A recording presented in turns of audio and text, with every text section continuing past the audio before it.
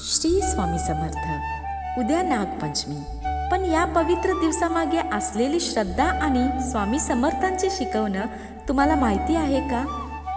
श्रावण महिन्यातील शुक्ल पक्षातील पंचमीला नागपंचमी साजरी केली जाते।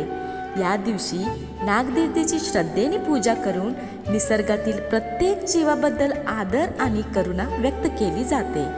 पूजा कशी करावी? नागदेवतेच्या प्रतिमेची किंवा मंदिरातील नागदेवतेची पूजा करा। हळद, कुंकू, फुले, अक्षता आणि नैवेद्य अर्पण करा।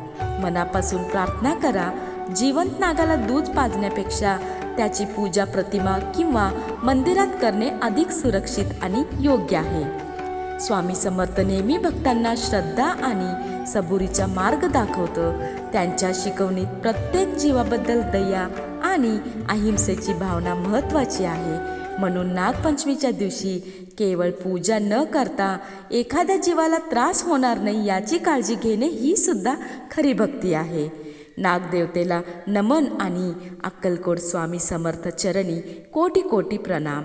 भिवू नकोस, मी तुझ्या पाठीशी आहे। सर्वांना नागपंचमीच्या हार्दिक शुभेच्छा।